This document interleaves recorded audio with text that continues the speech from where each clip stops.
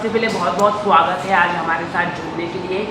कई दिनों से आप एक बड़ा खुलासा करने वाले थे, क्या है वो खुलासा राखी सावंत को लेकर, क्या कहना चाहोगे उसके बारे में आप कुछ बताइए। सुनो किशन, इतने दिन से क्या हुआ था, थोड़े दिन हो गए मैं आ भी नहीं रहा था मीडिया में, बिकॉज मैं सोच रहा था कि मेरे तरफ से एंड करके देखूं कि ये मुद्दा एंड होता है, लेकिन मुद्दे तो एंड ही नहीं हो रहे थे। रोज़ कुछ ना कुछ मेरे बारे में आ ही रहा था, बट स्टिल माई थॉट मुझे नहीं आना चाहिए। लेकिन आज एक ऐसा मुद्दा आ गया है इस्लाम को लेके, मुझे बाहर आना ही पड़ा है और मैं आया हूँ।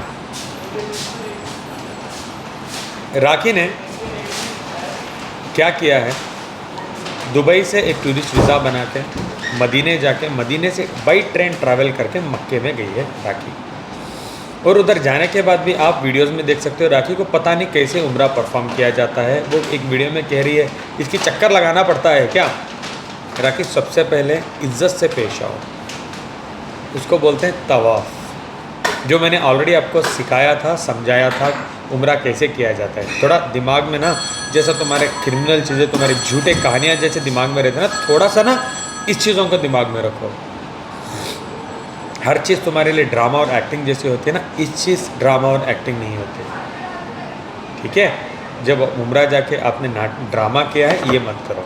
और सऊदी गवर्नमेंट, मैं सऊदी जाने वाला था उम्रा परफॉर्म करने के लिए और डॉक्यूमेंट्स लेने के लिए, सो दैट आज अल्लाह का बहुत बड़ा करम है, मेरे पास इतने सारे एविडेंसेस आ गए। तो सबसे पहले मुझे उन्होंने पूछा आपका मैरिज डॉक्यूमेंट भेजे क्या, उनका नाम उसमें फ़ातिमा, मैंने बोला नहीं, और मैंने उनका एविडेंस भेजा। जब उन्होंने मुझे रिप्लाई किया तब जाके उनको लगा कि कुछ तो हुआ है, तब वो लोग मेरे से जुड़े और उन्होंने मुझे इस कॉपी को भेजा है। राखी का ये है वीज़ा जिसमें लिखा है टूरिस्ट। राखी टूरिस्ट वीज़ा बना के गए, ये मेरा एविडेंस। जैसे मैं पहले से भी कहता हूँ मैं विदाउट एविडेंस आगे नहीं आता हूँ, ये रहा एविडेंस। तो अब हमने पूरी प्रॉपरली इसकी जांच होना है, इसलिए हमने ऑलरेडी मेल किया है सऊदी गवर्नमेंट को, दुबई गवर्नमेंट को और इंडियन गवर्नमेंट को application of obtaining information under section of the right to information act 2005 के तहत। हमने पूरा डिटेल इसमें ड्राफ्ट करके पूछा है। 4 पेज का ड्राफ्ट है हमारा, जिसमें मेरा सिग्नेचर आप देख सकते हो लास्ट में है। 14 सितंबर को हमने किया था, ये सील और सिग्नेचर है उसका, कि हमको पूरी डिटेल चाहिए कि राखी सावंत उम्रा में कैसे गई है, कैसे उम्रा राखी सावंत ने परफॉर्म किया है। लेकिन जैसे कि उनको ये तो कोई जानकारी नहीं होगा कि उम्रा किस तरह से जाना, क्योंकि because she is a different religion, Christianity में थे वो, हिंदू रिलीजन में थे, तो ये कोई ना कोई तो जानकारी दिया होगा उनको कि इस तरह से। ये पूरे का पूरा रिलीजन का चक्कर छोड़ के ना एक ह्यूमैनिटी में भी रहती ना राखी, तो बहुत अच्छा होता। आज ये सब फेस करना नहीं पड़ता तुम्हें, अगर ह्यूमैनिटी में भी होती।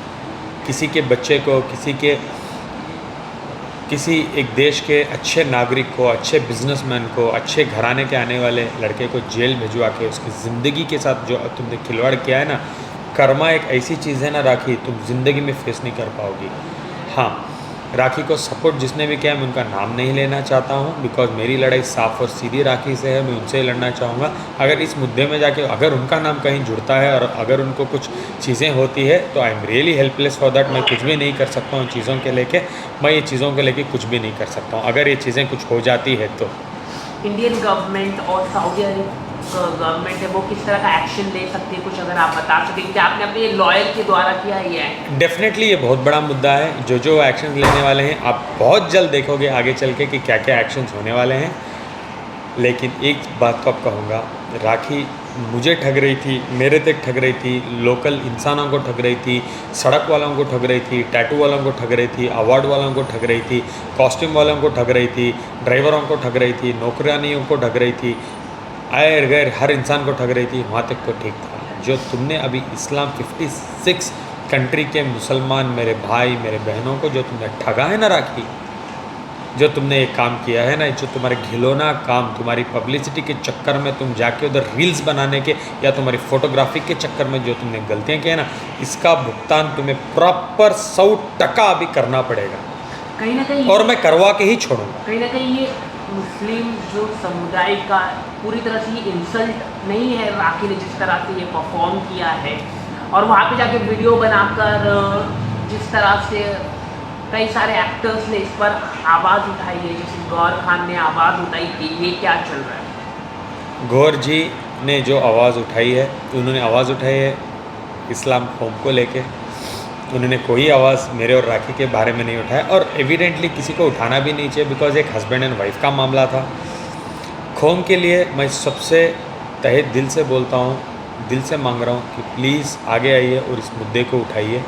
मैं आगे खड़ा हूँ, मुझे आप सबका सपोर्ट चाहिए, बिकॉज़ कोई भी मक्का मदीने जो फ़र्ज़ है इस्लाम में हमारे पे, उसको लेके मजाक नहीं बना सकता, जो मजाक बन गया है। और राखी हिंदू भाई लोग, मेरे क्रिश्चियन भाई लोग और मुसलमान भाई लोग धर्म के नाम में धोखे नहीं दे सकती, ठग नहीं सकती। और इंशाअल्लाह ताला हम इस मुद्दे को जो कम करने वाले हैं, आगे चल के ज़िंदगी में राखी कोई भी रिलीजन के साथ खिलवाड़ नहीं करेगी, ये मेरा वादा है आप लोगों से। और प्लीज़ मुझे आपका सपोर्ट चाहिए, मेरे साथ खड़े रहिए। मुझे इस मुद्दे को एक नतीजे पे लाना है, एक एंड पे लाना है, क्योंकि राखी ने सिर्फ मेरी इंसल्ट नहीं, मेरे पूरी कौम की, मेरे मक्का मदीने की पूरी जगह की उसने इंसल्ट कर डाली है इस चक्कर। रिसेंटली एक इंसान है जो एक बाबा खान के पर्सन है, जो मीडिया का एक है इंसान, उन्होंने भी आवाज़ उठाई, क्योंकि बीच रास्ते में उन्होंने बीच में